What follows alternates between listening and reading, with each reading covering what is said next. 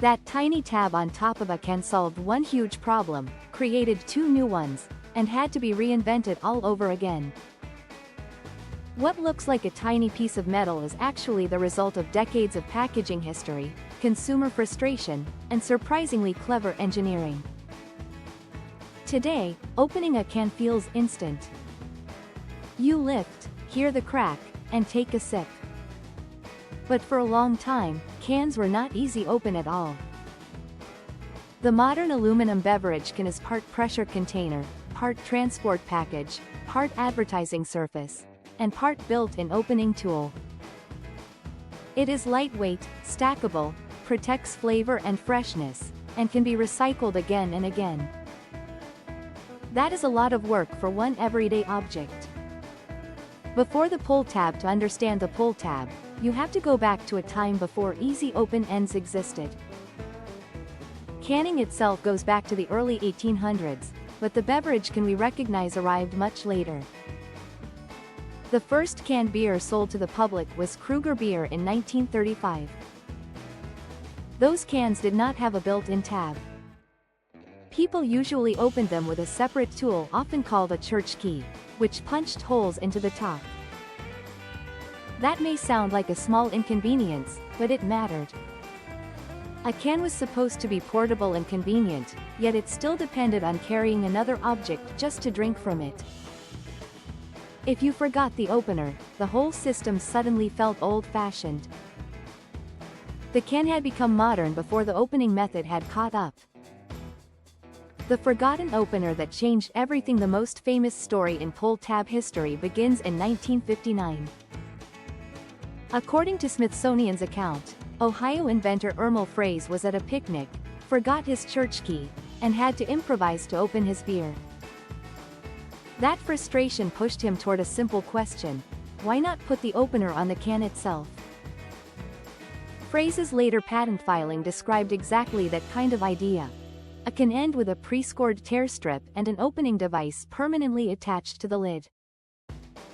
In other words, the can would carry its own opener. That was the breakthrough. The convenience moved from your pocket to the package itself. How the original pull tab worked. What made the pull tab clever was not just the ring you grabbed. It was the combination of three things working together. First, the lid had a weakened path called a scoreline. Second, the tab was attached so it could act like a lever. Third, the force from your fingers was focused into one exact place so the metal would break where engineers wanted it to break, and nowhere else. Fraze's patent even describes the tab acting as a first-class lever to start the rupture of the tear strip. That is why the design feels so satisfying. You are not tearing through random metal. You are triggering a controlled failure built into the can end. The scoreline says where the lid should give way. The riveted tab provides leverage. And the opening happens fast enough to feel effortless, even though the engineering behind it is very precise. Why aluminum became such a big part of the story. The rise of the pull tab also lined up with the rise of aluminum beverage packaging. The Virginia Museum of History and Culture notes that Reynolds established its can division in 1963 and, in that same year, developed the first all-aluminum 12-ounce can. That mattered because aluminum helped make cans lighter, easier to ship, and better suited to high-volume beverage packaging. The Aluminum Association says aluminum cans are lightweight, stackable, chill quickly, and protect flavor and freshness. Those are not flashy features, but they are exactly the kind of advantages that make an everyday package win at massive scale. A better can is not just easier to drink from. It is easier to move, store, cool, sell, and recycle. Why the old pull tab disappeared. The first detachable pull tabs were a huge convenience breakthrough, but they created a new mess. Once people pulled the tab off, they had a sharp little piece of metal in their hand. Smithsonian notes that the old zip-top tabs became litter on streets, sidewalks, and beaches.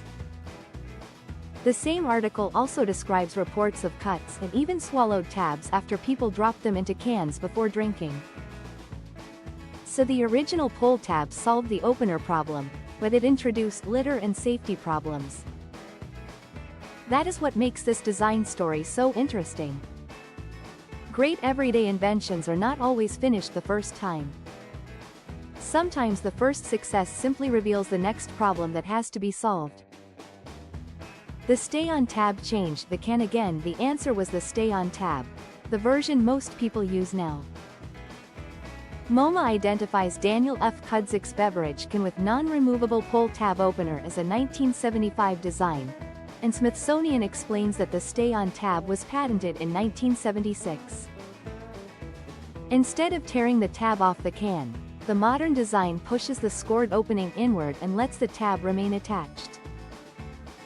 The Virginia Museum of History and Culture says Reynolds introduced the stay-on tab in 1976 and presented it as a positive alternative to pull tab litter and as a fully recyclable, litter-reducing beverage container. That is why today's can tab is really the second major solution, not the first. It kept the convenience but removed the worst side effects of the older design. How the modern tab works: the stay-on tab still uses the same basic idea of leverage, but in a safer form. You lift one end of the tab. The other end pushes down against the scored opening panel, the score ruptures, and the panel folds inward on a hinge area instead of being fully removed. Modern patent descriptions explain this clearly. The tab is attached by a rivet, acts like a lever, forces the tear panel downward, and the score line breaks while a hinge keeps part of the panel connected. So when you open a soda can today, several tiny pieces are doing a coordinated job. The rivet anchors the tab.